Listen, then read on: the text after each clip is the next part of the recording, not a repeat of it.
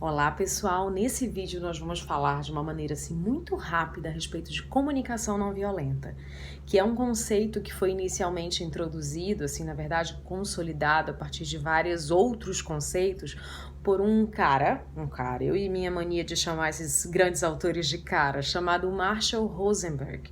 Ele tem inclusive uma metodologia específica de comunicação não violenta para tratar o processo de comunicação para resolução de conflitos. Então vamos falar de comunicação não violenta numa situação bem corriqueira para a gente entender. Primeiro, ele traz a ideia de que o processo de comunicação, por mais que você não agrida alguém fisicamente, muitas vezes é a partir da maneira como a gente fala, a maneira como a gente se expressa, estimula uma raiva que não traz nenhum tipo de impulso que seja positivo. Então você traz violência na entonação da sua voz, nas palavras que você escolhe utilizar, na maneira como você ouve ou não ouve o que o outro está trazendo de informação. E a comunicação não violenta, ela acaba se dividindo, quando a gente pensa num esquema de comunicação não violenta, em 4 itens.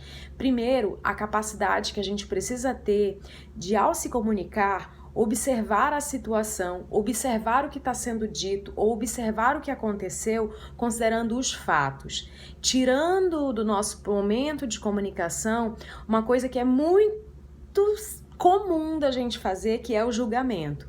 Quando a gente se expressa, muitas vezes, a gente traz uma ideia como se fosse algo que faz parte da realidade, mas a gente já embute um julgamento nessa história. Exemplo, você chega no seu ambiente de trabalho e aí sua mesa está mexida, tiraram papéis do lugar.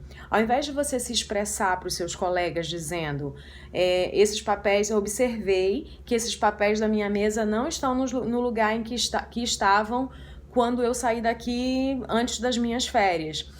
É muito comum que você se expresse logo dizendo: nossa, vocês são muito desorganizados, olha esses papéis espalhados na minha mesa, não estavam assim quando eu saí de férias. Ou seja, o fato dos papéis estarem desarrumados na mesa não é mais aquilo que é o movimento principal da comunicação. Você já começou a falar dizendo que vocês são muito desorganizados, já tem um julgamento e pior, um julgamento generalizado. Segundo ponto, quando a gente se comunica, a gente também perde muitas vezes a chance de expressar os nossos sentimentos, na verdade, de identificar os nossos sentimentos. Eu me expresso com raiva sem capturar, sem perceber, sem identificar a raiva que motiva o que eu estou falando. E se eu não identifico o sentimento, muitas vezes essa raiva vai aparecer através de uma expressão não consciente. Então eu não vou falar do sentimento, eu simplesmente vou agir, tá? E isso é um problema, porque aí eu estou expressando sem assumir que estou sentindo. Um outro ponto da comunicação não violenta é a necessidade. Todos nós, todos os seres humanos, temos necessidades comuns de pertencimento, de amor, e aí a gente vai, obviamente, refinando essas necessidades. E ao se comunicar, a gente também perde de vista qual é a intenção que eu tenho por trás daquela comunicação, qual é a necessidade que eu quero ver atendida a partir da minha comunicação. Eu simplesmente falo. Muitas vezes eu quero algo, por exemplo, nessa situação, nesse exemplo que eu dei da mesa nas férias. Eu falei, cheguei de viagem, né, e a mesa estava desarrumada, estava mexida, os papéis estavam fora do lugar e não foi assim que eu deixei antes de sair de férias. Isso já seria só expressar os fatos. Normalmente eu já trago um julgamento, vocês são desorganizados e só isso. Eu não digo, será que vocês poderiam, por favor, saber, né, identificar ou me indicar ou indicar para quem precisou usar a mesa, por qualquer que tenha sido a razão, tenha tido necessidade de usar a mesa, que da próxima vez que usar é importante encontrar desorganizado, porque eu sou uma pessoa que gosta das coisas organizadas. Ou seja, eu não dou essa parte da indicação da minha necessidade de organização. E um outro ponto que eu já falei, que eu antecipei, que é o 4º ponto da comunicação não violenta, eu não expresso o meu pedido.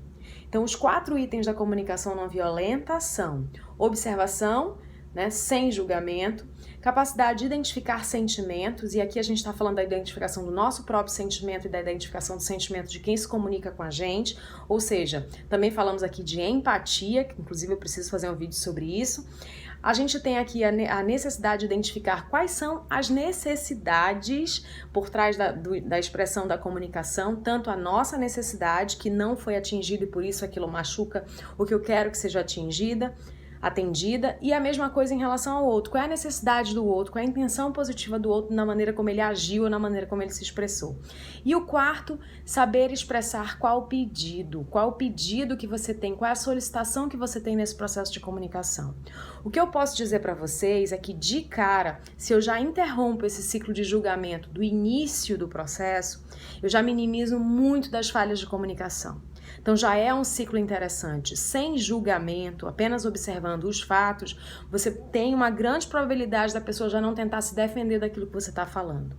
Então vale aí o exercício. Então se eu pudesse dizer assim, um dos itens principais desse vídeo para a gente sair daqui treinando é: que tal começar a observar as coisas que acontecem na nossa vida sem julgar? Eu acho que isso já seria um grande ganho. E aí depois a gente passeia pelos outros itens de identificação de sentimento, identificação de necessidade e expressão dos nossos pedidos em relação ao que acontece. Tá bom? Espero que tenha estimulado aí a curiosidade de vocês, porque aí se isso acontecer, a gente pode fazer outros vídeos a respeito. E até a próxima, pessoal!